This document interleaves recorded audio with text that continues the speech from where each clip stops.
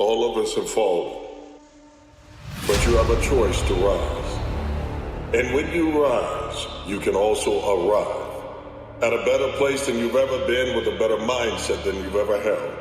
You may write me down in history with your bitter, twisted lies. You may trod me in the dirt, but still, like dust, I'll rise. Just like the moon and like suns, with the certainty of tides, just like the hope springing high, still I'll rise. Did you want to see me broken, bowed head and lowered eyes? Shoulders falling down like teardrops, weakened by my soulful cries.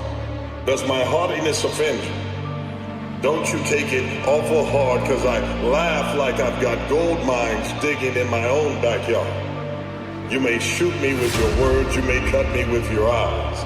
You may kill me with your hatefulness, but still like air I'll rise. Out of the huts of history's shame I rise. Up from the past that's rooted in pain I rise. I am a black ocean leaping and wide, welling and swelling. I bear in the tribe. Leaving behind nights of terror and fear I rise.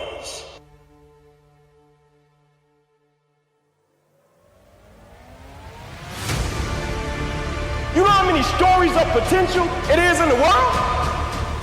You know how many stories of potential of cats that have the juice, and then you see them 5, 10 years later, and they blaming the institution, and they blaming the coach because they didn't have the heart, integrity, and character to show up every single day and do what they said they were gonna do? Stories of potential. Stories of cats telling them how great they were destined to be. When I say bitch, it's not gender specific. It's a mindset. It means weak, soft, feel sorry for yourself. Get your ass up and lace them up. Stay hard.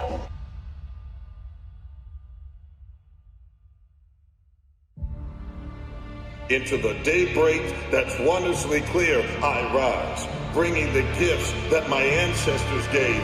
I am the dream and the hope of the slave. I rise, I rise, I rise.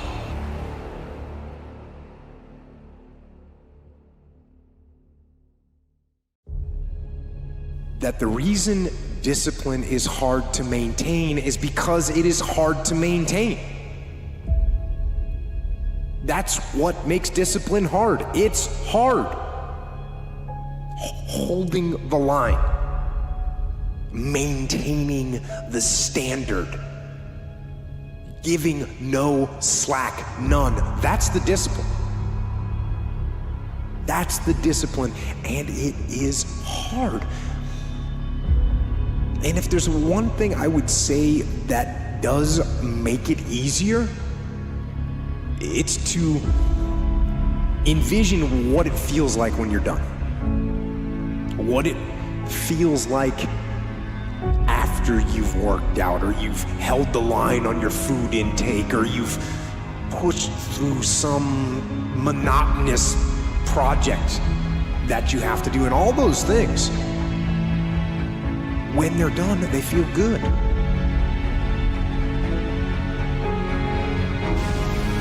Ladies and gentlemen, fear kills dreams. Fear kills hope. Fear put people in the hospital. Fear can age you. Fear, ladies and gentlemen, can hold you back from doing something that you know within yourself that you're capable of doing, but it will paralyze you.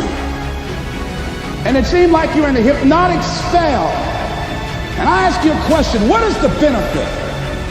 What's the benefit of allowing fear to hold you back? What's the benefit of giving up on yourself, of not stepping out on life and taking life on? What is the benefit for you? What's the plus in that?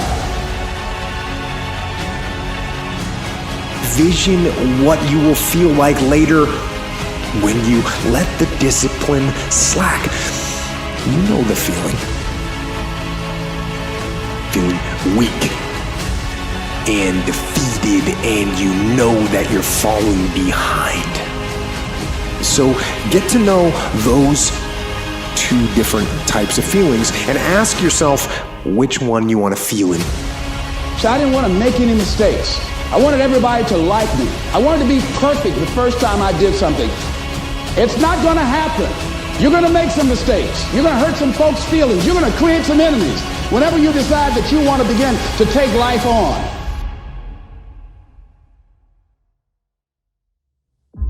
There's things in our life that are controlling how we feel about ourselves.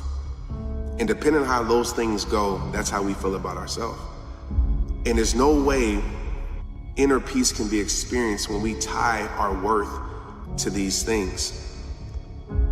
The greatest war you ever will face in your life, the greatest war you ever will face in your life is right here.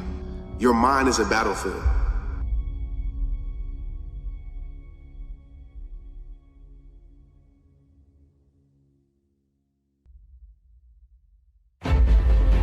Every one of us can rise no matter what your background or origin has been. You are not the result of somebody's mistake or sin. You are someone because God made you to be phenomenal, and you will rise. Whatever it is you've gone through, it is a training ground to give you the experience and the backbone that's necessary so that you can stand firm and stand strong against whatever comes up against you.